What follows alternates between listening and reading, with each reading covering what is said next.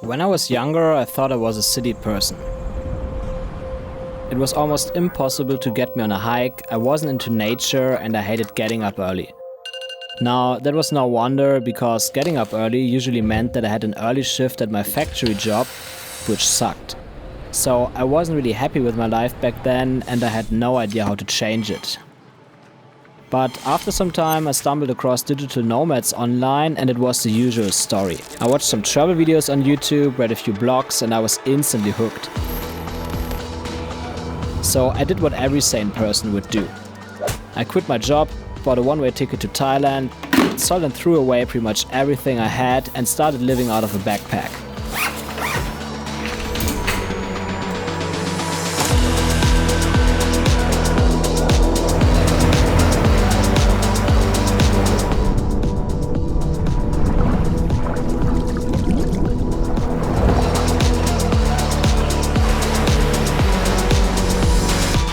Finally, I sat on the airplane. It was my first long flight, and I really loved looking out of the window. But not just because of the view.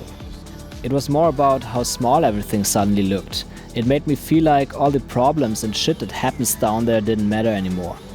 I felt free. This feeling continued throughout my travels. Traveling alone means that you can do whatever you want every day without having to compromise. After 5 years in a factory, it was a sort of freedom I'd been anticipating for so long.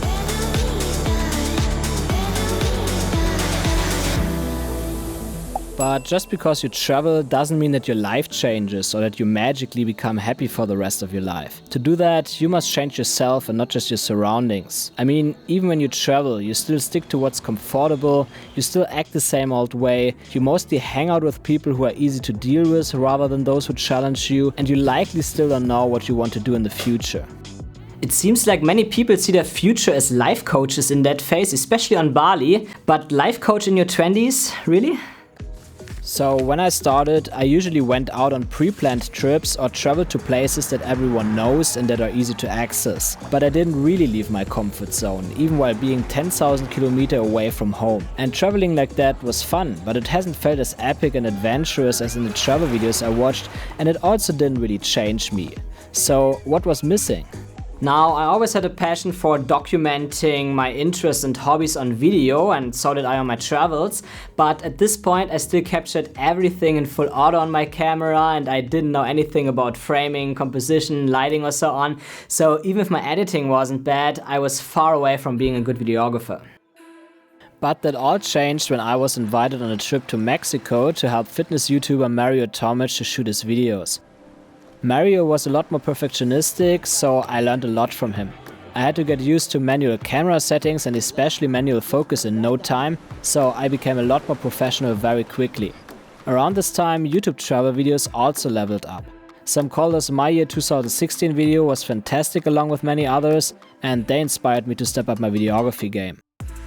So I watched way too many tutorials, bought some online courses and did everything I could to get better. I got up very early to catch sunrises for the best light. I went to places where tourists would usually not go to find new shots. I went on trips that I wouldn't have done before, like hiking Mount Teide on Tenerife for 7 hours alone overnight to reach the summit.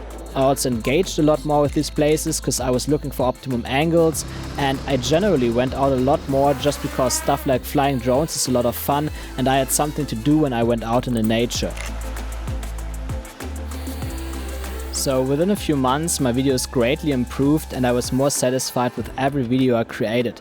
But even more importantly, I felt happier as a person and I discovered new passions that I never knew I had. Now, you might think that all of that comes easy when you travel, and I agree that traveling can make videography more exciting. I mean, it definitely does. But just from a videography or photography perspective, it's actually not much different at home, because if you go out at the right time of the day and you actively look for beautiful places and angles, you find amazing shots everywhere. So when I visited my friends and family back home in Germany, I saw my hometown and its surrounding areas with different eyes. It's probably what people call the photographic eye. Where most people just see trees or buildings, I noticed the beautiful rim light and how magnificently the shadows fall. The small things that most people don't notice, but we photographers and filmmakers do. Now, I've been settled here in Chiang Mai for about 2 years and I've seen most of it. But I still have the drive to organize trips whenever I can, because I know there's nothing better than spending time in the nature or just watching a sunrise and capturing it. Videography teaches me to notice and enjoy these small things that make life beautiful no matter where I am. But videography also changed my life in a different way, and that is freelancing for travel companies, which is definitely one of the coolest jobs on earth. But also YouTube, which has allowed me even more creative freedom. Now, my intention on YouTube was not to become a filmmaking guru or anything like that. I just wanted to share my travels on this channel initially, but while I learned videography, I also started sharing some tips about what I've learned in the hope they could be valuable for others. And by doing so, I got a lot more views and subscribers than I thought, which makes it possible today to earn a full-time income doing what I love. And yeah, I still can't believe it. But what's new today becomes normal tomorrow. Just looking for good shots and making tutorials is not as exciting anymore as it was initially.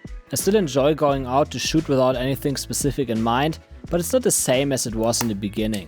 So, to make it fun in the long term, it's important to make the switch from just capturing beautiful shots to telling stories with them. This way you can always challenge yourself to create better videos, because there's always a story to tell and it can always be told better. But the takeaway of this video shouldn't just be that you should make videos or take photos. It can really be anything you're passionate about. I want to tell you that generally starting something new and trying to become better at it can change your life in ways you've never imagined. But only if you don't do these things half-heartedly. Really try to master the skills you're interested in, and the rest will follow. But the fact that you're still watching tells me that you want to pursue videography or YouTube, so for that definitely check out my other tutorials in the playlists here. And I'm also working on a course right now about how I plan videos like this one. You will find a sign up link in the description below to get notified when it gets live, so check that out as well, and I will see you soon.